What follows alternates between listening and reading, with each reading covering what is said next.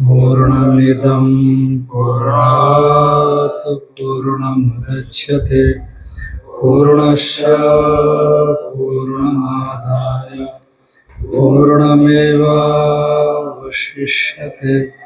ॐ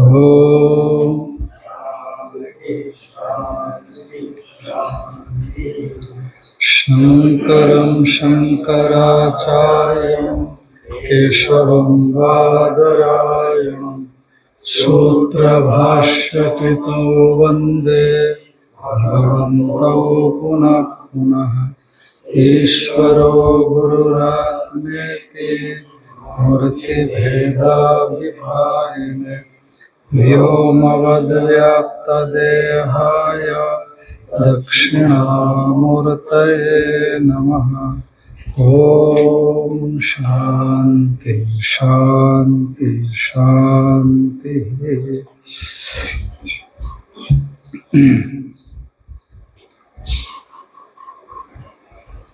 ब्रह्मसूत्र के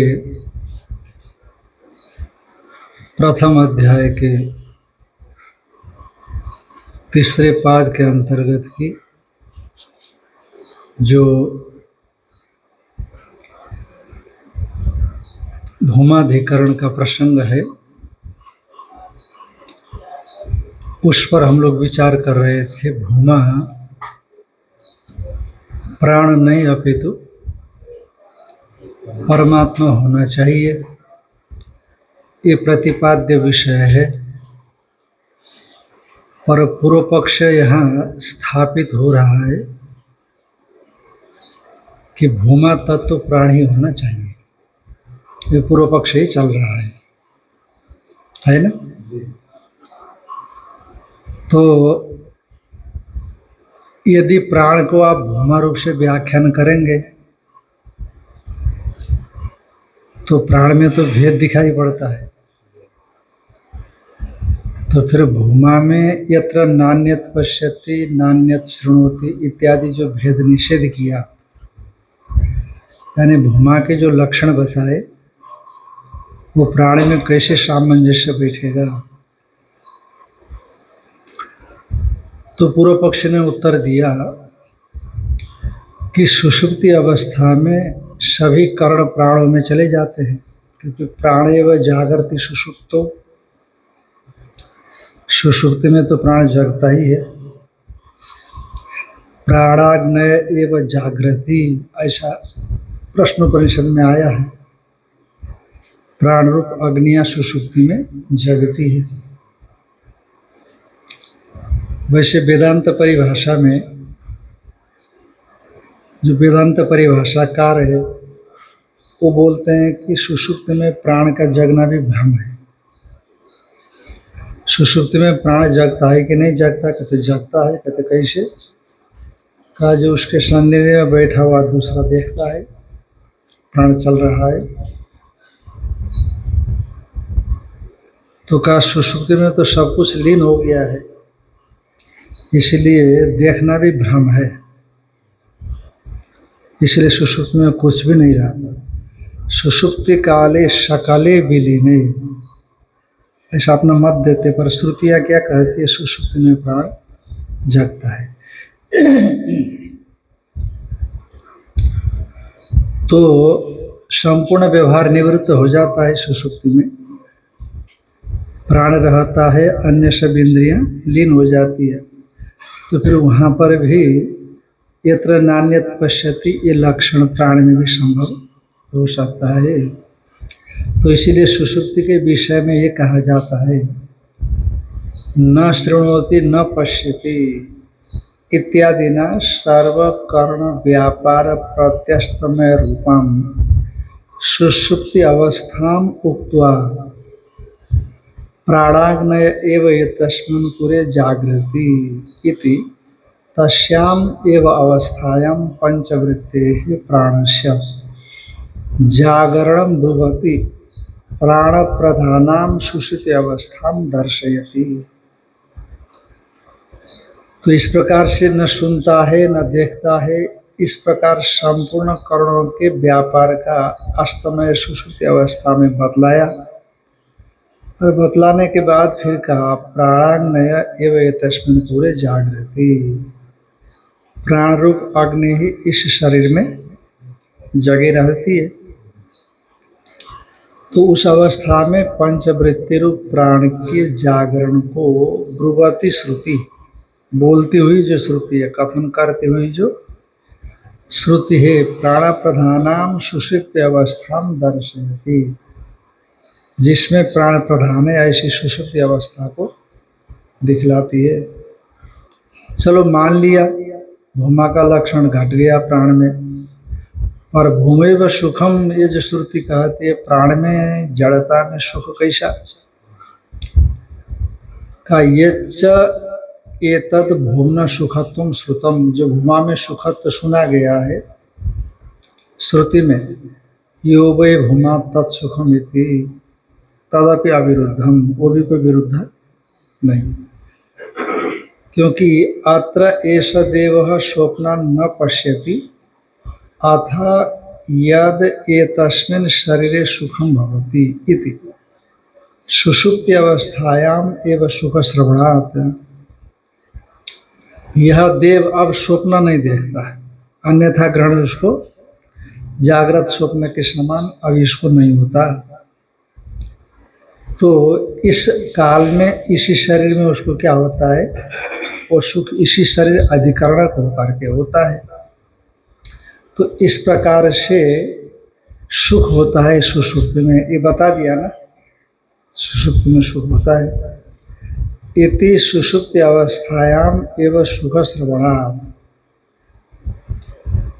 कहा सुख तो सुना क्या, पर अमृतत्व भी तो भूमा में बताया गया, भूमा ही अमृत है, और प्राण में अमृतत्व तो सुना नहीं जाता। कहा यच्च यो वै भूमा तद अमृतम इति, ये जो कहा गया भूमा है अमृत है, पर प्राण तो अमृत नहीं है। समष्टि में हिरण्यगर्भ है प्राण, वो भी तो मर जाता है, जन्म लेता है। का तदपि प्राणस्य अविरुद्धम, जो अमृतत्व कहा है वह भी प्राण के लिए कोई विरुद्ध नहीं है। का क्यों, प्राणो व अमृतम इति श्रुति, श्रुति कह रही है प्राण अमृत है। अब सापेक्षिक अमृतत्व है कि निरपेक्ष अमृतत्व है, ये बात अलग है कि पूर्वा पर वेदांत का विचार करने वाला व्यक्ति तो सापेक्ष अमृतत्व प्राण में बताएगा, निरपेक्ष अमृतत्व तो परमात्मा में ही है। पर जो आपाततः शब्द वाक्य देख करके बोलेगा वो तो यही बोलेगा ना कि प्राणो वे अमृतम, ऐसा कहा गया है, इसलिए प्राण भी अमृत है। अपाम सोमम अमृता अभूमा, जो कर्मकांडी है उसको कर्मकांड के पुण्य के प्रभाव से स्वर्ग में गए या स्वर्ग जाएंगे, तो कहा हमने अमृत सोम का पान कर लिया, अब हम स्वर्ग जा करके अमृत होते हैं होंगे। अच्छा, देवताओं को भी अमृत शब्द से कहा, अजरा अमृता देवा, हाँ, अजरा अमृता देवा विबुधा सुरा, ऐसा करके आता है अमर कोश में। स्वर्ग वर्ग में जब देवताओं के नाम के पर्यायवाची शब्द सुनाए जाते हैं तो अजरा अमृता देवा, तो देवता के लिए अमृत शब्द का प्रयोग आता है। ये तो जो परंपरागत ढंग से श्रवण करेगा तभी मानेगा, तभी समझेगा। वास्तविक अमृत तत्व परमात्मा में ही हो सकता है, दूसरे में नहीं हो सकता। और तदपि प्राणस्य अविरुद्धम, क्योंकि प्राणो अमृतम इति श्रुति, प्राण ही अमृत है ऐसा श्रुति में कथन किया गया है। इसलिए चाहे तो भूमा में आप सुख कहो, चाहे भूमा में द्वैत दर्शन का अभाव कहो, चाहे भूमा में अमृतत्व कहो, ये सभी चीज प्राण में उपलब्ध दिखाई पड़ रही है, इसलिए प्राण ही भूमा है, ऐसा मान लेना चाहिए। तो बीच में सिद्धांती पूर्व पक्षी बन करके पूछ रहे हैं कि कथम पुनः प्राणम भूमानम मन्यमानस्य तरति शोकम आत्मविद इति आत्मविविदिशया प्रकरणस्य उत्थानम उपपद्यते। ये बताओ कि नारद जी ने सनत कुमार जी से मिलकर के कहा कि तरति शोकम आत्मविद, जिसने ठीक ठीक ढंग से आत्मा को साक्षात्कार कर लिया, परोक्ष साक्षात्कार हो गया, अहंतया वह शोक से उपलक्षित द्वंद्व से मुक्त हो जाता है, पार चला जाता है। इति आत्म विविदिशया, तो आत्मा को जानने की इच्छा, वेत्तुम इच्छा विविदिशा, तया विविदिशया, आत्मा को जानने की इच्छा से ये प्रकरण का आरंभ किया गया, उपक्रम किया गया है। यदि आप प्राण को भूमा मानने वाले के पक्ष में प्राणस्य प्राणम भूमानम मन्यमानस, प्राण ही भूमा है ऐसा मानने वालों के मत में ये आत्म विविदिशा से तरति शोकम आत्मविद ऐसे जो प्रकरण का उत्थान किया, ये कैसे बनेगा? क्योंकि यहाँ तो आत्मा को जानकर के शोक से पार होता है ऐसा बताया, प्राण को जानकर के शोक से पार होता है ऐसे तो नहीं कहा गया। यदि प्राण को जानकर तरति प्राणविद तरति शोकम प्राणविद ऐसा कहा दिया होता कि प्राणविद शोक से पार हो जाता, तो अन्यत्र श्रुतियों में आत्मवेत्ता शोक से पार होता है ऐसा कहा गया है, और यहाँ पर प्राणवेत्ता शोक से पार होता है। कहीं मान लो कह दिया गया होता, यहाँ तो चलो तरति शोकम आत्मविद ऐसा आत्म शब्द आया, प्रकरण का उत्थान किया। कहीं दूसरी जगह होता श्रुति वाक्य कि तरति शोकम प्राणविद, तो हम मान लेते कि प्राण जो वहाँ कहा गया, यहाँ पर आत्म शब्द से उसी प्राण को ऐसा मान सकते थे कदाचित, पर यहाँ तो आत्मा को जानने की इच्छा से प्रकरण का उत्थान किया और आप प्राण को भूमा मान रहे हो, तो फिर ये प्रकरण का उत्थापन कैसे संभव हो सकता है? कहा प्राणो एव यह आत्मा विवक्षित इति ब्रूमा, पूर्व पक्ष कहते हैं कि प्राण ही तो यहाँ विवक्षित है, ठीक है, दूसरे श्रुतियों में ये है, मान लो कि तरति शोकम प्राणविद और यहाँ तरति शोकम आत्मविद, तो वो जो अन्यत्र श्रुतियों में प्राण आ गया ना, यहाँ आत्मा आ गया, तो वो ये आत्मा प्राण को ही बता रहा है, प्राणविति शोक से पार होता है ऐसा मान लेना चाहिए। जैसे आप भी तो मानते हो कि कहीं आकाश से संपूर्ण जगत उत्पन्न होता है, आकाश में स्थित होता है, आकाश में लीन होता है, इसे आकाश स्थल लिंगात ये आया, प्राणस तथानुगमात ये भी आया कि प्राण से जगत उत्पन्न होता है, प्राण में स्थित होता है, प्राण में ही लीन होता है। तो न वो आत्मा आया, न ब्रह्म आया, न ऐसे कोई शब्द आए, फिर भी आकाश और प्राण को आपने क्या कह दिया? आत्मा ब्रह्म ऐसा कह दिया। उसी तरह से यहाँ पर भी भले ही प्राण शब्द नहीं आया आत्मविद में, तो हाँ, उसी आत्म शब्द से आप प्राण ग्रहण किया जा सकता है। तो क्या श्रुतियों में कहीं ऐसा आया क्या प्राण के विषय में आत्मा की तरह प्रतीत हो जाए?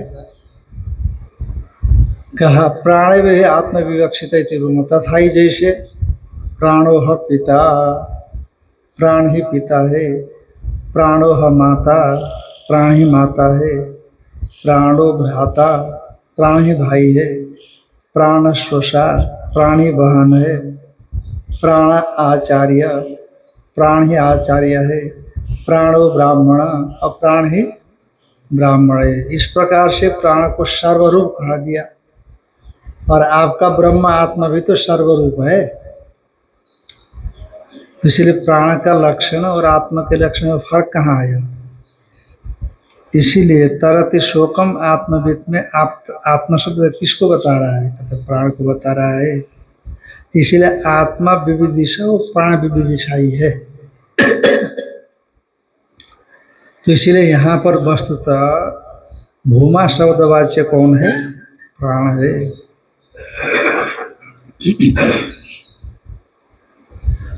तो इति प्राणमेव सर्वात्मानं करोति, प्राण को ही श्रुति सर्वात्मा बनाती है। जैसे यथाव अरा नाभो समर्पिता एवं अस्मिन् प्राणे सर्वं समर्पितम् इति च सर्वात्मत्व अरनाभि निर्दर्शनाभ्यां च संभवति वैपुल्यात्मिका भूमरूपता प्राणस्य। जैसे अरे नाभि में समर्पित है, यथा अरा नाभो समर्पिता, जैसे नेमी अरे में समर्पित है और अरा नाभि में समर्पित है, एवं उसी तरह से प्राणे सर्वम समर्पितम, प्राण में सब कुछ समर्पित है। इस प्रकार से इति च सर्वात्मत्व अरनाभि निदर्शनाभ्याम च संभवति। तो अरनाभि दृष्टांत के माध्यम से सर्वात्मत्व संभवति, प्राण में सर्वात्मत्व बन जाता है। यानी क्योंकि जैसे नेमी आरे में समर्पित है और अरे नाभि में समर्पित है, समर्पितत्व दृष्टांत है। किसमें, ये संपूर्ण प्रपंच प्राण में समर्पित है। जैसे ये समर्पित है वैसे वो संपूर्ण प्रपंच प्राण में समर्पित है। तो जब प्राण में समर्पित है तो प्राण रूपी हो गया ना, प्राण में समर्पित होने से वो प्राण रूप है, सब कुछ अधिष्ठान में समर्पित हो गया, कारण में समर्पित हो गया, तो कार्य कारण से भिन्न नहीं होगा। इति च सर्वात्मत्व अरनाभि निदर्शनाभ्याम च संभवति, सर्वात्मत्व अरनाभि निदर्शन से संभवति वैपुल्यात्मिका भूमरूपता प्राणस्य। जो वैपुल्यात्मिका विपुलता बहुत्व, जो पहले कहा था, भूमा का अर्थ क्या है, बहुत्व, भाव अर्थ में इमनिच हो गया है, बहुर भाव भूमा ऐसा है। तो यहाँ पर पृथ्वा दिव्यो इमनिज्वा ये सूत्र आता है। भाव अर्थ में वहाँ तस्य भाव त्वा तलु ऐसा सूत्र आता है। तो कहीं त्वा प्रत्यय होता है, कहीं तल प्रत्यय होता है। जब तल प्रत्यय होता है तो मानव शब्द से तल प्रत्यय होकर के तलंतम स्त्रियाम, तलंत शब्द स्त्रीलिंग में चले, इसलिए मानवता ऐसा नहीं बनेगा संस्कृत में, तो मानवता ऐसा बनेगा, क्योंकि स्त्रीलिंग होने से टाप हो जाता है, तो मानवता ऐसा बनेगा। और जो त्व और ताल में जो त्व प्रत्यय है उनके नपुंसकी होगा, तो इसलिए मानवत्व ऐसा भी हो जाता है, मनुष्यत्व ऐसा हो जाता है। उसी तरह से बहु शब्द से जो इमनिच हो गया और बहु कुछ जगह पर भू आदेश होकर के भूमा बन गया, वो भी बहुत अर्थ में है। इसलिए विपुल, विपुल माने बहुत, अनगिनत, असंख्य, अपरिच्छिन्न, विपुलता का अर्थ इस प्रकार का अपरिच्छेद, बहुत अधिक, जिसको आप किसी भी सीमा के अंदर ला करके ससीम नहीं बना सकते, वो निस्सीम है, अपरिमित। तो ऐसा जो वैपुल्यात्मिका भूमरूपता, वो भूमरूपता प्राण का होने से प्राण सर्वात्मक है। तस्मात् प्राणो भूमा इति एवं प्राप्तम। तो पूर्व पक्षी यहाँ पर अपना पूर्व पक्ष का उपसंहार करते हैं। तो इससे ये सिद्ध हो गया कि प्राण तत्व ही क्या है, भूमा है। इसलिए प्राण भूमा शब्दवाच्य प्राण मान लेना चाहिए। तत इदम उच्यते, जब इस प्रकार से पूर्व पक्ष प्राप्त हुआ तो प्राप्त होने के पश्चात इदम उच्यते, उसके अनंतर ये कहा जाता है का परमात्मा एव इह भूमा भवितुम अर्हति न प्राण। भूमा परमात्मा एव, सूत्र में आए ना, भूमा संप्रसादात अध्युपदेशात। भूमा संप्रसादात अध्युपदेशात। संप्रसाद शब्द से लक्षित हो गया है प्राण। प्राण से अधि माने अधि का अर्थ ऊपर, जो जिससे ऊपर होता है उससे भिन्न होता है। जो जिससे ऊपर होता है, जैसे हमने ये पेन को ऊपर रख दिया तो मेरे से ऊपर पेन है, तो पेन मेरे से भिन्न हो गया। उसी तरह से संप्रसाद से अधि माने ऊपर माने भिन्न। भूमा ब्रह्म, ब्रह्म मान लेना चाहिए, क्योंकि संप्रसाद शब्द से लक्षित जो प्राण है उस प्राण से अधि माने ऊपर माने परे, उसको बताए जाने से प्राण भूमा नहीं बल्कि परमात्मा ही, क्योंकि सर्वोत्कृष्ट सभी से पर, साकाष्ठा सा परा गति, ऐसा श्रुति परमात्मा को सर्व पर सर्व अभ्यंतर ऐसा बताती है। कस्मात परमात्मा ही यहाँ पर भूमा हो सकता है, तो हेतु क्या है का संप्रसादात अध्युपदेशात, संप्रसाद से अधि ऊपर उपदेशात उपदेश किए जाने से। तो संप्रसाद का मतलब क्या है, तो संप्रसाद से परे उपदेश होने से प्राण से भिन्न भूमा परमात्मा, भूमा शब्दवाच्य कैसे होता है, तो का सम्यक प्रसिद्धति अस्मिन् अयम जीव इति संप्रसाद। इस सुषुप्ति और उस सुषुप्ति में प्राणाग्नैव जागृति, जागृति प्राणाग्नि, प्राण रूपी अग्नि ही जगती है। प्राण रूपी अग्नि तो 5 है, तो प्राण को ही क्यों लेना, प्राणापन व्यान समान उदान, को प्राण पंचवृत्त्यात्मक प्राण के ही भेद है, इसलिए उन सबको प्राण शब्द से ग्रहण करने में कोई दिक्कत नहीं होती। तो संप्रसाद काल में कौन रहा, सम्यक प्रसिद्धति अस्मिन् अश्याम सुषुप्तो इति संप्रसाद, इस सुषुप्ति में अच्छी तरह प्रसन्न होता है। तो मल विक्षेप इत्यादि नहीं है वहाँ पर, केवल आवरण है, तो इसलिए प्रसन्न रहता है। तो सुषुप्ति हो गई और उसमें प्राणुप अग्नि जगती है, इसलिए सुषुप्ति से उपलक्षित हो गया प्राण। तो संप्रसाद सुषुप्ति हो गई संप्रसाद, और संप्रसाद से लक्षणा से किसको ले लिया, प्राण। तो उस संप्रसाद से प्राण से अधि माने परे तत्व को बताया है। और यदि संप्रसाद से हमने प्राण को लिया और प्राण से परे प्राण नहीं होता है कि नहीं, किसी दूसरे से परे प्राण हो सकता है या प्राण से परे कोई दूसरा हो सकता है, स्वयं से स्वयं पर नहीं होता। पर ये संप्रसाद से परे उसको बताया गया, ये कहीं से कैसे जाना जाए, कस्मात कहते संप्रसादात अधिपदेशात, यानी संप्रसाद इति सुषुप्तम स्थानम उच्यते। संप्रसाद शब्द से सुषुप्त स्थान को कहा जाता है, जागृत स्थान, स्वप्न स्थान और सुषुप्त स्थान। क्यों ऐसा कहा जाता है सुषुप्त स्थान को, कहते सम्यक प्रसिद्धति अस्मिन् इति निर्वचनात्। देखो कैसे परमात्मा ने जीवात्मा को सुषुप्ति दे रखी है, सृष्टिकर्ता वही है ना। जागृत में आप परेशान रहते हो, सुखी दुखी दोनों ही रहते हो आप, स्वप्न में भी सुखी दुखी रहते हो आप, यदि स्वप्न काल में बराबर स्वप्न चलते रहे। अब देखो गहरी नींद में कुछ भी पता नहीं होता, जागृत में बड़ा सुरक्षा करते हो आप साधन की।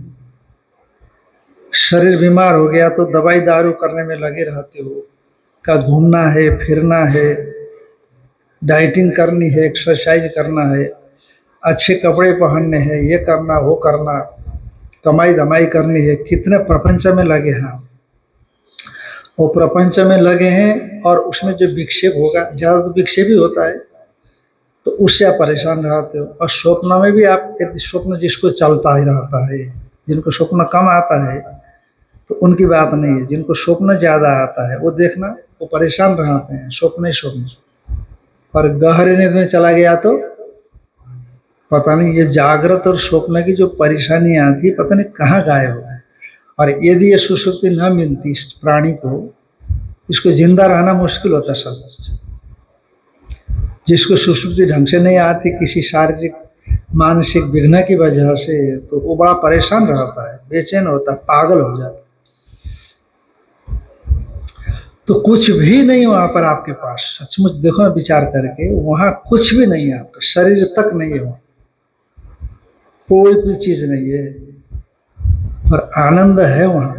हमारे कैसे कह सकते आनंद है का, जब जग जाते हैं ना, तो जगने के बाद जो हम स्मरण करते हैं, और दूसरा कोई उपाय नहीं जानने का वहां पर, वो स्मृति आपको याद दिलाती है कि वहां बड़े मजे में थे आप, बड़े आनंद में थे वहां पर, जरा भी दुख का कोई मेल मिलाप ही नहीं था वहां पर। तभी तो मुक्ति का दृष्टांत बताया इसको। मुक्ति में, सुषुप्ति में बेहोश है, पता नहीं है, और मुक्ति में होश होश रहता है, ज्ञान स्वरूप हूँ, आनंद स्वरूप हूँ, है सच्चिदानंद स्वरूप, अजर अमर हूँ, ये आपको मालूम पड़ता है। इसलिए कृतकृत्यो हम, धन्यो हम, है पुण्यो हम, इसलिए तो उद्गार व्यक्त करता है। और ये उद्गार भी, उद्गार के शब्द भी बहुत छोटे हैं वहाँ, ये उद्गार के शब्द बहुत ही छोटे। भगवान, ये जब से मेडिटेशन शुरू किया तो सपना 8 साल से नहीं आया, तो अच्छी बात है या बुरा है? अच्छी बात है, ठीक है ना, स्वप्न में आना अच्छी बात है, गहरी नींद आती होगी, अच्छी बात है। स्वप्न नहीं आते, ये हो सकता है। तो कहा कि परमात्मा एवं यह कहते हैं, हाँ, संप्रसाद इति सुषुप्तम स्थानम उच्यते, क्यों कहते सम्यक प्रसिद्धति अस्मिन् इति निर्वचनात्, ऐसे निर्वचन किए जाने से, निर्वचन का मतलब व्युत्पत्ति किए जाने से, समास जो होता है ना, समास इत्यादि का, शब्दों को समझाने की, व्याकरण की जो कला है उसके अनुसार निर्वचन। अच्छा, बृहदारण्य के च स्वप्न जागृत स्थानाभ्यम सह पाठात तस्याम च संप्रसादावस्थायाम प्राणो जागृति इति प्राणो अत्र संप्रसादो अभिप्रेयते। और वही सुषुप्ति में बृहदारण्य की बात मैं बार बार आपको बताता हूँ कि बंधन का दृष्टांत स्वप्न और जागृत को बताया, और मुक्ति का दृष्टांत सुषुप्ति को बृहदारण्य उपनिषद में बताया। ये ज्योति ब्राह्मण के अंतर्गत आया है ये। तो जब आप मुक्ति के दृष्टांत के रूप में सुषुप्ति को बता रहे हैं, बंधन के दृष्टांत के रूप में जागृत स्वप्न को बता रहे हैं, तो जागृत स्वप्न सुषुप्ति तो एक ही स्तर पर आ गए कि नहीं, दृष्टांत कोटि में आ गए। ये दृष्टांत दार्ष्टान्त को समझाने के लिए है। तो बृहदारण्य के च स्वप्न जागृत स्थानाभ्याम सह पाठात, स्वप्न और जागृत स्थान के सहित सुषुप्ति का भी पाठ किए जाने से, और उस सुषुप्ति को तस्यांच संप्रसाद अवस्थायाम, उस संप्रसाद रूप सुषुप्ति अवस्था में प्राणो जागृति इति, प्राण जगते हैं ऐसा बताए जाने से, प्राणो अत्र संप्रसादो अभिप्रेयते। सुषुप्ति अवस्था में प्राण जगता है ऐसा कह देने से संप्रसाद शब्द का अर्थ यहाँ हो गया प्राण। लक्षण हो गई, लक्षण सीधी सीधी, क्योंकि संप्रसाद अर्थ का शब्द का अर्थ तो हो गया कि सम्यक प्रसन्न रहना, इतना ये भाव रूप है। पर प्राण सीधा नहीं आया, पर प्राण जागता है, अतएव उससे हमें प्राण को क्या कर दिया, लक्षण कर दी, तो प्राण लक्षित हो गया। तो का प्राणाद ऊर्ध्वम भूम्न उपदिश्य मानत्वात् इत्यर्थ।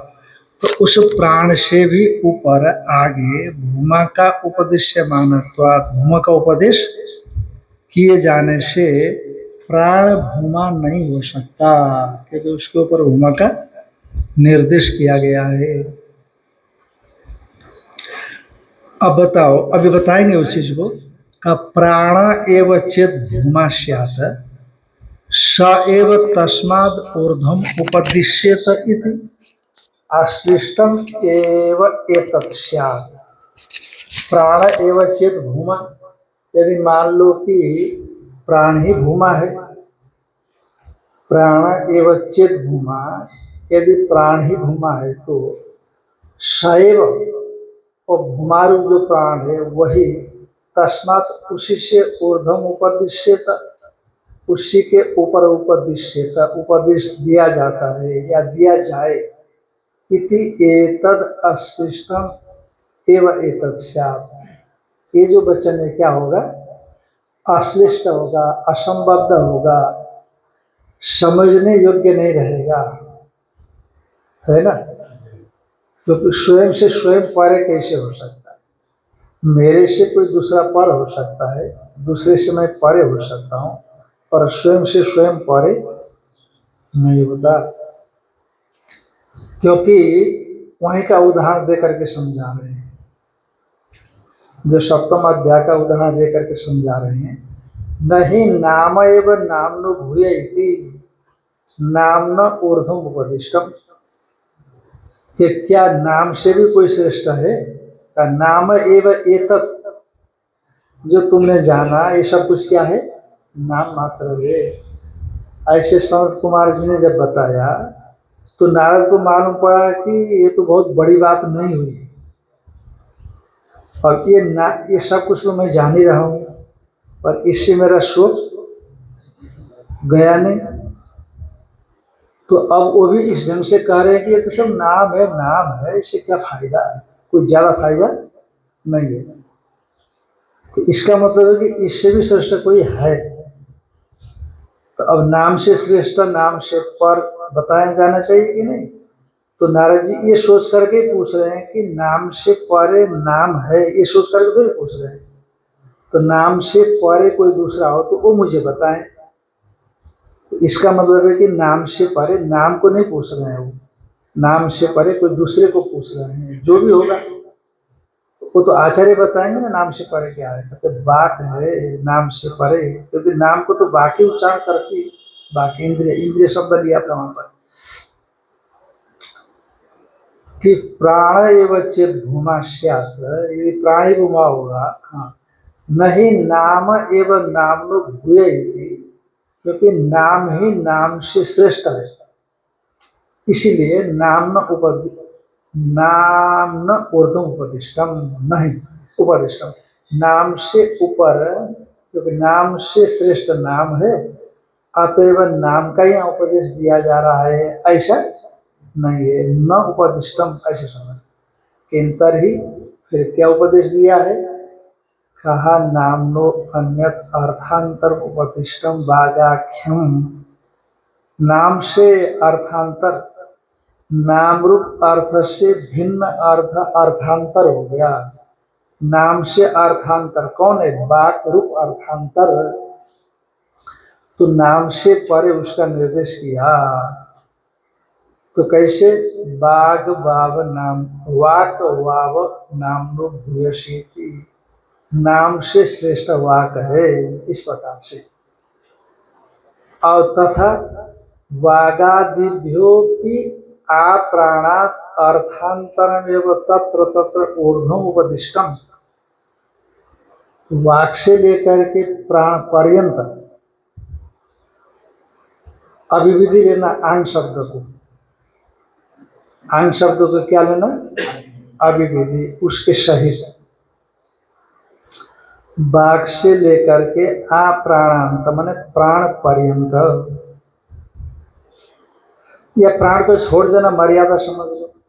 आंग को क्या समझना? मर्यादा, माने प्राण से पहले तक, आशा तक। इससे ये श्रेष्ठ है, इससे ये श्रेष्ठ है, इससे ये श्रेष्ठ है, ऐसा बताते गए, पर प्राण के आगे नहीं सुना गया। क्या प्राण से भी कोई श्रेष्ठ है तो मैं प्राण से भी श्रेष्ठ को जानना चाहता हूँ, ऐसा तो सुना नहीं गया।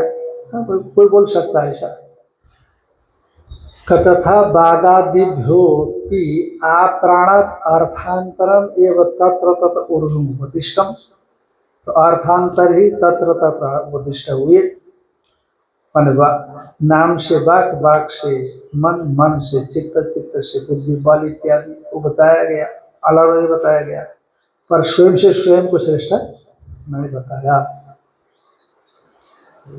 तद्वत उसी तरह से प्राणाद ऊर्ध्वम उपदिश्य मानो भूमा प्राण अर्थांतर भूतो भवितुमर्हति।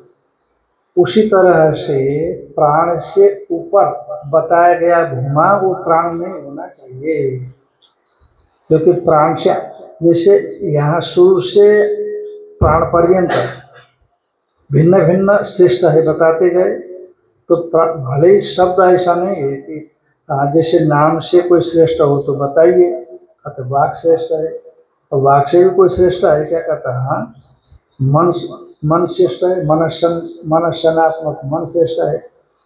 ऐसा करते करते प्राण तक गए, तो ऐसी शब्दावली भले ना हो, प्राण से भी कोई श्रेष्ठ है क्या, ऐसा नारद ने पूछा ही नहीं। तो हाँ, प्राण दाव भूया, प्राण से भी कोई श्रेष्ठ है ऐसा उन्होंने नहीं कहा, इसीलिए प्राण ही भूमा है ऐसा पीछे कहा था उस पूर्व पक्षी ने। और प्राण से आगे भूमा को तो कहा ना, भले प्रश्न प्रतिवचन न हो, तो क्या प्रश्न प्रतिवचन होने मात्र से उससे वो पर है ये सिद्ध होगा? अथवा प्रश्न प्रतिवचन न होने पर भी पहले बताई गई वस्तु से आगे बताई जाने वाली वस्तु पर नहीं हो सकती है क्या? हाँ, प्रश्नोत्तरों के माध्यम से ही इससे ये श्रेष्ठ है ऐसा थोड़ी होगा। प्रश्न प्रतिवचन न भी हो तब भी इससे श्रेष्ठ हो सकती है। ऐसा प्रश्न प्रतिवचन पूर्व के समान प्राण में नहीं, ठीक है, मानते हैं, पर प्राण से आगे भूमा को बताए जाने से प्राण भूमा नहीं हो सकता। तथा बागादिभ्योऽपि आप्राण अर्थांतरम एवं तत्र तत्र ऊर्ध्वम् उपदिष्टम। तद्वत उसी तरह से प्राणाद ऊर्ध्वम उपदिश्य मानो भूमा, प्राण से ऊपर उपदिश्यमान जो भूमा है वह भी प्राणाद अर्थांतर भूतो भवितुमर्हति, प्राण से अर्थांतर भूति होना चाहिए। अब पूर्व पक्षी पूछेंगे, आपके मन में भी कुछ कुछ शंकाएं आ रही होंगी, कोई प्रश्न प्रतिवचन तो है ही नहीं, जैसे पहले था, है ना, कितना सुंदर ढंग से पहले प्रतिपादन कर दिया, तो इससे वो पर है, श्रेष्ठ है, ये समझ में आसानी से आ जाता, पर यहाँ तो है नहीं ऐसा, इसलिए लगता है कि प्राणी भूमा है। तो ये हमारी शंका का क्या होगा? ये शंका तो मौजूद है।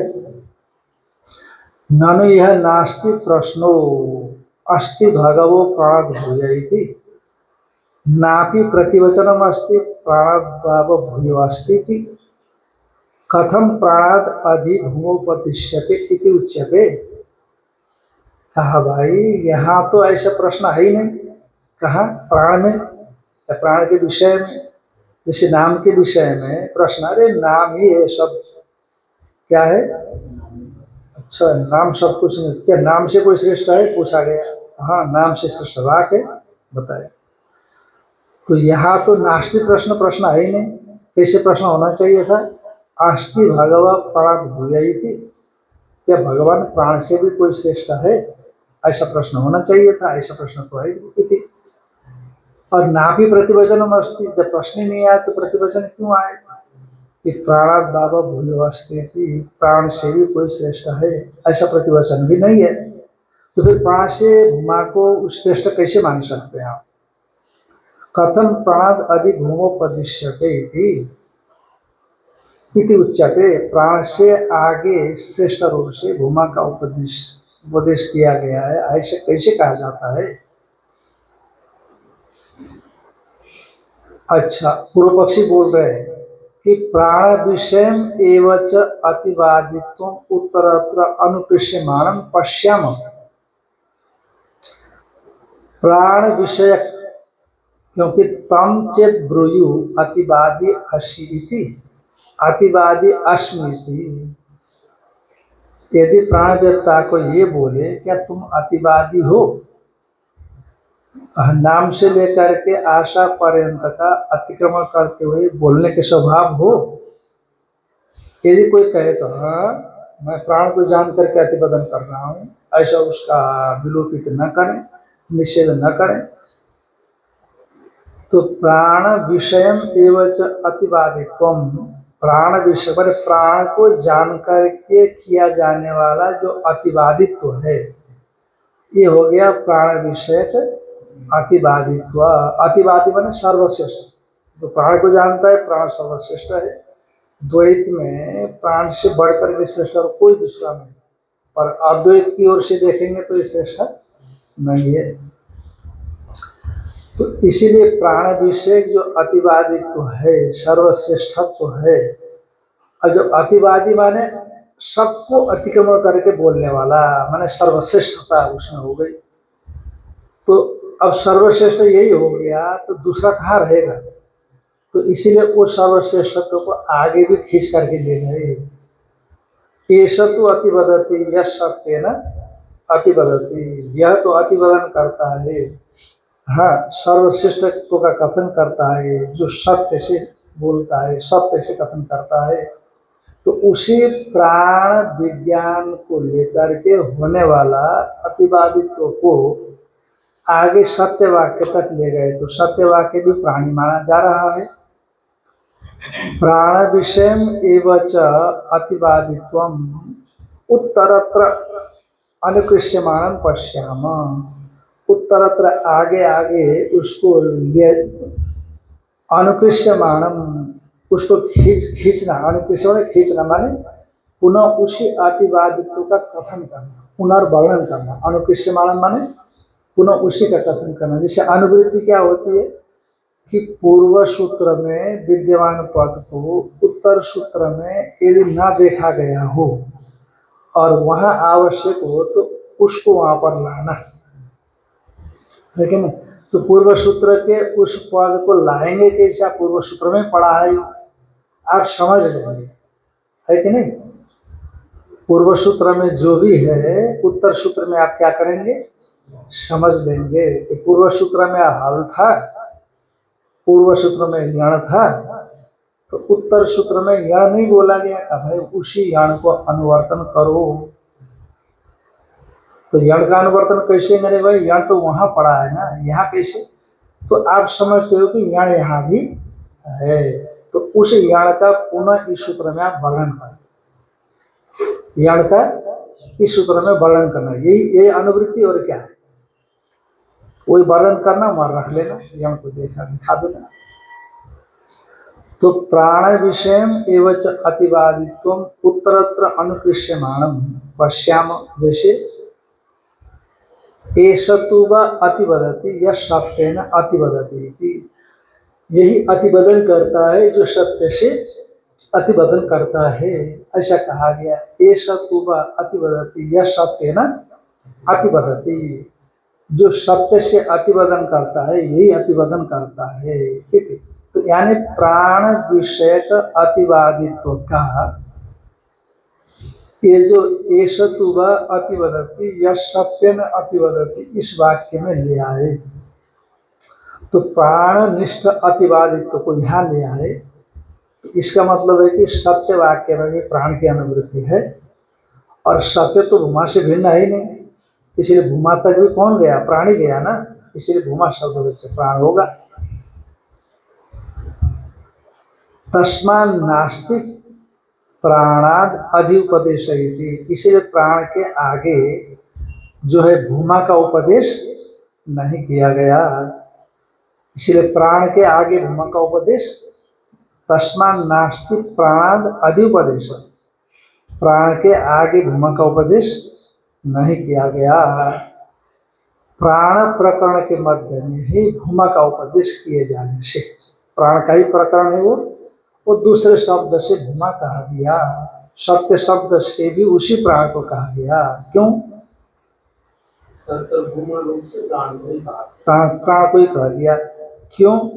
क्योंकि भूमा अतिबादित्व, जो प्राण वाक्य में अतिबादित्व श्रुत है, उसी अतिबादित्व का आगे सत्य वाक्य में भी अनुवर्तन किया गया है, और सत्य और भूमा तो भिन्न है नहीं। इसलिए भूमा तक प्राण शब्द का अनुवाद होने से, कथन होने से भूमा शब्दवाचक प्राण है, इसलिए प्राण से ऊपर किसी भूमा तत्व का कथन नहीं किया गया। वो प्राण का ही प्रसंग है शब्द भूमा तक। आप कह रहे हो प्राण से भिन्न भूमा है, इसलिए प्राण के आगे भूमा का वर्णन किया गया, तो प्राण से भूमा भिन्न है, ऐसा कुछ नहीं है, क्योंकि प्राणगत अतिवादित्व का ही अनुकर्षण किया गया है आगे, इसलिए वो सत्य है, सत्य से भूमा भिन्न नहीं है। अतः पूरा का पूरा प्राण का प्रकरण होने से, और प्राण ही मुख्य रूप से वर्णनीय है, इसलिए प्राण से भिन्न प्राण श्रेष्ठ नहीं होता, इसलिए प्राणी यहाँ पर भूमा है।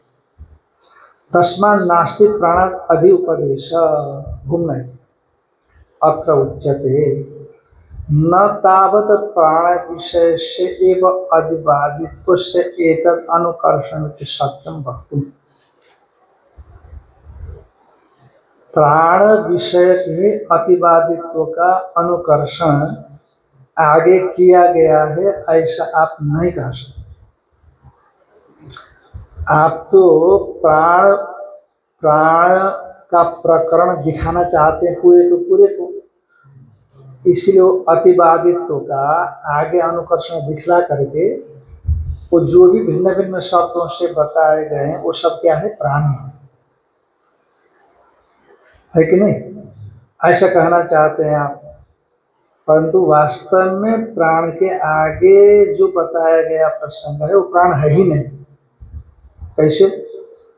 न तावत प्राण विषय शैव अतिवादित्वस्य, जो प्राण विषय जो अतिवादित्व है उसका एतद अनुकर्षण तो सत्यम वक्तुम, के आगे अनुकर्षण किया है उसका पुनः वर्णन किया गया है, ऐसा नहीं कह सकते। क्यों?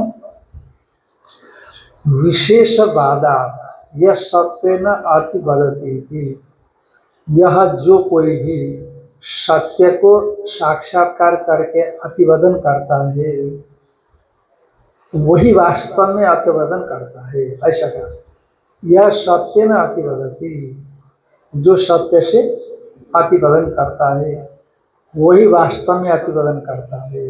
अरे हमें पहले कहा अतिवादित्व प्राण विशेष रूप धर्म होने से उस वाक्य में भी आया है, इसलिए सत्य से अतिवदन करना माने सत्य को जान करके, तो प्राण को जान करके अतिवदन करके, बात तो एक ही अलग कहा हुआ। विशेषवाद यह सत्य न अतिवदति की विशेषवादा कन्यानु विशेष, पूर्व पक्षी बोल रहा है। देखो सिद्धांत ने थोड़ा सा बीच में संकेत कर दिया था अपना पक्ष, पूर्व पक्षी अपने पक्ष को दृढ़ करते हैं। नानु विशेषवाद की अयम प्राण विषय भविष्य, ये जो ऐसा तो अतिवदति यह सत्य न अतिवदति, ये जो विशेषवाद है जो सत्य से अतिवदन करता है, ये जो विशेषवाद है ये विशेषवाद भी प्राण विषय की है, उससे भिन्न नहीं है। ननु विशेषवादो की अयम प्राण विषय वो भविष्यति, कथम कैसे? तो दृष्टांत से पूर्व पक्षी समझा रहे हैं। अथ एषो अग्निहोत्री यह सत्यम वदति इति उक्ते न सत्य वदनेन अग्निहोत्रित्वम केन तर्हि अग्निहोत्रेणैव। जैसे यदि ऐसा कोई बोले एषो अग्निहोत्री, महाराज ये अग्निहोत्री है जो सत्य बोलता है, यह अग्निहोत्री जो सत्य बोलता है, ऐसा कहने पर सत्य बोलने से अग्निहोत्री नहीं हुआ, अपितु अग्निहोत्र कर्म करने से अग्निहोत्री होता है। हाँ, अथा येषो अग्निहोत्री, ये अग्निहोत्री है, यह सत्यम वदति इति उक्ते, जो सत्य बोलता है। ऐसा कहने पर न सत्य वदने न अग्निहोत्री को, सत्य तो आप भी बोल सकते हैं ना, तो उससे आप अग्निहोत्री थोड़ी हो जाएंगे। इसलिए सत्य वदन से अग्निहोत्री नहीं होता, पर फिर क्या होता है, अग्निहोत्र कर्म करने से वो अग्निहोत्री हो जाता है। यानी अग्निहोत्र कर्म करने से जो अग्निहोत्री कहलाया, सत्यवदन उसका धर्म होता है, न कि सत्यवदन से अग्निहोत्री होता है। तो सत्य जो ये जो अग्निहोत्री है, जो सत्य बोलता है, तो सत्य बोलने से अग्निहोत्री नहीं हुआ, अग्निहोत्र करने से अग्निहोत्री कहलाता है। पर सत्य बोलना उस अग्निहोत्री का धर्म है, ये आपका बोध होता है। अथ येषो अग्निहोत्री यह सत्यम वदति इत्युक्ते न सत्य वदनेन अग्निहोत्रित्वम्, येन तर्हि, कैसे, अग्निहोत्रेणैव अग्निहोत्रित्वम्, तो अग्निहोत्र कर्म करेगा तो क्या हो जाएगा, अग्निहोत्री कहलाएगा। मैंने सत्य वदनम सत्य वदनम तो अग्निहोत्रिणो विशेष उच्यते, तो वो जो सत्य वदन है वो अग्निहोत्री का एक विशेष धर्म है। वह सत्य बोलता है, धर्म का पालन करता है, या अन्य अन्य विभिन्न प्रकार के आचरण करता है ना, परोपकार करता है, दूसरों का हित चिंतन करता है, हित साधक है, तो ये उतरे होने से अग्निहोत्री नहीं हो जाएगा, पर ये अग्निहोत्र करने से अग्निहोत्री होगा, और अग्निहोत्री के वो धर्म होंगे, ऐसा होगा। तो दृष्टांत बता रहे हैं वो, तो सत्य वदनम तो अग्निहोत्रिणो विशेष उच्यते, तथा यथा, जैसे दृष्टांत बताया उसी तरह से, तथा एष तु वा अतिवदति, यह सत्य न अतिवदति उक्ते। हाँ, ये सत्य वदन से अतिवादी नहीं कहलाएगा, ये सत्तु वा अतिवदति, ये अतिवदन, जैसे सत्य वदन से अग्निहोत्री नहीं हुआ ना, अग्निहोत्र करने से अग्निहोत्री हुआ, उसी तरह से सत्य बोलने से यह अतिवादी नहीं हुआ, अपितु प्राण विज्ञान से अतिवादी हुआ, है कि नहीं। तो प्राण विज्ञान वेत्ता का ये सत्यवदन धर्म हो जाएगा। जैसे वहाँ सत्यवदन से अग्निहोत्री नहीं हुआ, अग्निहोत्र करने से अग्निहोत्री हुआ, तो अग्निहोत्री का धर्म सत्यवदन हुआ। उसी तरह से ये सत्तुवा अतिवदति, यह सत्य न अतिवदति में सत्य बोलने से अतिवादी नहीं हुआ, अपितु प्राण उपासना से प्राण का साक्षात्कार जब करेगा तब अतिवादी होगा। ऐसे जो अतिवादी वाला है तो प्राण व्यक्ता है, उस प्राण व्यक्ता का धर्म सत्यवदन हो जाएगा। तथा एष तु वा अतिवदति, यह सत्य न अतिवदति इति उक्ते न सत्य वदने न अतिवादित्वम्, सत्य वदन से, सत्य बोलने से अतिवादी वह नहीं हुआ। केन तर्हि, फिर क्यों अतिवादी हुआ, प्रकृतेन प्राण विज्ञाने नहीं हुआ, प्रकृत प्राण उपासना से विज्ञान से अतिवादी हो गया। और सत्य वदनम तो प्राण विशेष विवक्षते इति, और सत्य वदन तो प्राण व्यक्ता का विशेषता है, वो तो बोलता सत्य बोलता है, वो प्राण व्यक्ता है, सत्य बोलता है। पर सत्य वदन से प्राण व्यक्ता कैसे होगा भाई, अतिवादी कैसे होगा। इसलिए यहाँ पर प्राण विज्ञान का, सत्य वाक्य में भी प्राण विज्ञान का अतिवादित्व का अनुकर्षण है, इसीलिए प्राण का प्रसंग है। ये जो पूर्व पक्ष ने कहा था उसका सिद्धांत की ओर से विशेषवाद हेतु से खंडन करने का प्रयास किया, तो पूर्व पक्ष ने उसी को क्या किया, पुष्ट किया। इसीलिए यहाँ पर प्राण प्रकरण का विच्छेद नहीं किया गया। विशेषवाद होने पर भी प्राण प्रकरण का विच्छेद नहीं है, यहाँ प्राण का ही प्रसंग है। अतएव प्राण से आगे भूमा तत्व का वर्णन नहीं किया गया है, और भूमा शब्दवाच्य कौन है? प्राण ही है। इसलिए यहाँ पर प्राण का प्रसंग का विच्छेद नहीं हुआ। इसी तरह वो प्रश्न है ना, सत्य वदनम तो प्राण विशेष विवक्षित है, इसी वजह से यहाँ प्राण विज्ञान का विच्छेद नहीं हुआ। इसलिए प्राण विज्ञान का विच्छेद न होने से तो आप जो कह रहे थे प्राण के ऊपर बताया गया है, तो ऊपर बताया नहीं गया, प्राण को ही वहां बताया गया। जब प्राण से परे कोई दूसरा तो होता नहीं, आप पहले कह चुके नाम से परे नाम नहीं होता, इसलिए प्राण ही हमारे। अब सिद्धांति बोलेंगे, अब सिद्धांति जरा जोड़ लगाएंगे, अभी तक पूर्व पक्ष का ही जोड़ था। न इति ब्रूमा, ऐसी बात नहीं है। न इति ब्रूमा, ऐसी बात नहीं है। श्रुत्यर्थ परित्याग प्रसंगा, यदि आप ऐसा कहोगे कि प्राण विज्ञान से अतिवादी होता है, सत्य वचन से नहीं, और प्राण विज्ञान वेत्ता का सत्य वचन धर्म है, ये जो आप कहते हो, ऐसा मानने पर श्रुति के अर्थ का परित्याग की प्रसक्ति होगी। परित्याग करने की आपत्ति, परित्याग करने का प्रसंग आ जाएगा।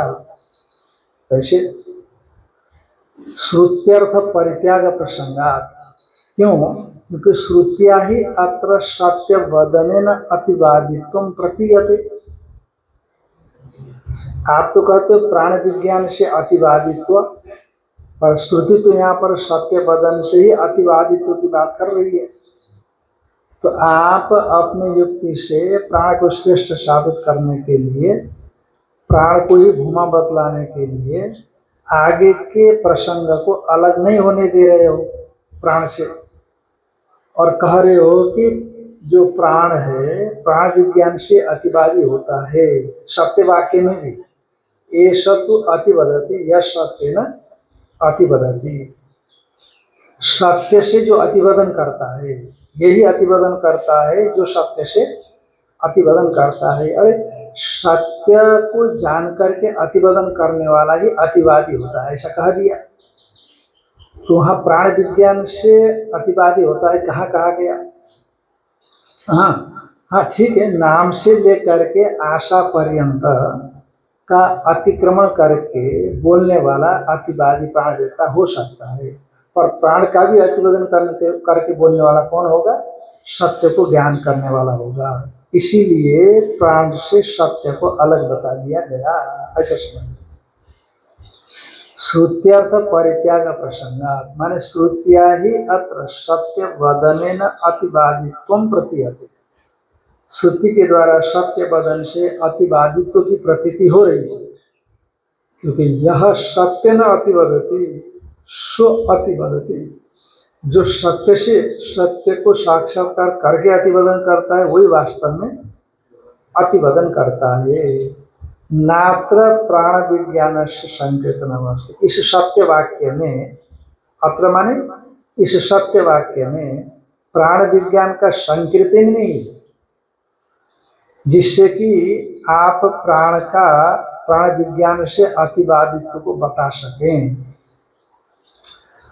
प्रकरणात्तु प्राण विज्ञानम संबद्ध, कहा भाई प्रकरण से प्राण विज्ञान संबद्ध हो सकता है। प्रकरण से, प्रकरण भी तो प्रमाण है ना। श्रुति वाक्य लिंग प्रकरण स्थान समाख्यानाम पारदौर्बल्यम अर्थ विप्रकर्षात्, 6 प्रमाण गिना दिए गए हैं। श्रुति प्रमाण है, वाक्य प्रमाण है, लिंग प्रमाण है, प्रकरण प्रमाण है, स्थान प्रमाण है, समाख्या प्रमाण है, ऐसे 6 प्रमाण माने जाते हैं। तो प्रकरण प्रमाण से भले ही प्राण उपलब्ध हो, पर श्रुति प्रमाण से प्रकरण का बाद होता है, क्योंकि श्रुति प्रमाण बलवत है ना। पार दुर्बल्यम, पर दुर्बल होता है, पर दुर्बल होता है। अर्थ भी प्रकर्षात्, क्योंकि आगे वाले अर्थ बाद में आते हैं। अर्थ उनके दूर होने से असंजात विरोधी जो पहले आया कोई निषेध कर देगा। और यहाँ पर तृतीय श्रुति है, सत्य न अतिवदन, ये तो अतिवदती, यह सत्य न, यह तो अतिवदन करता है जो सत्य से अतिवदन करता है। इसलिए श्रुति के द्वारा प्रकरण का क्या होगा, बाध हो जाएगा। प्रकरणातु, हाँ, प्राण विज्ञानम संबध्यते तत्र प्रकरण अनुरोधन श्रुति परित्यक्त पश्चात, यदि आपके कथन के अनुसार मान लिया जाए, स्वीकार कर लिया जाए आपके कथन का, तो प्रकरण प्रमाण से श्रुति प्रमाण का बाद मानना होगा। तत्र प्रकरण अनुरोधन, प्रकरण के अनुरोध से, हाँ, तो परित्यक्त पश्चात, पर ऐसा नहीं होता क्योंकि श्रुति प्रमाण बलवती है। इसीलिए सत्य रूप जो श्रुति है, तृतीय जो सत्य श्रुति है, उसके द्वारा प्रकरण को बाधित कर देना चाहिए। हाँ, ये बाधित कर देना चाहिए। ये संक्षिप्त बता दिया, लंबा चौड़ा जो अर्थ है उसको संक्षिप्त रूप से बता दिया। और दूसरा की युक्ति देते हैं भगवान भाष्यकार, प्राकृत व्यावृत्यर्थश्च तु शब्दो न संगच्छते एष तुवा अतिवदति थी।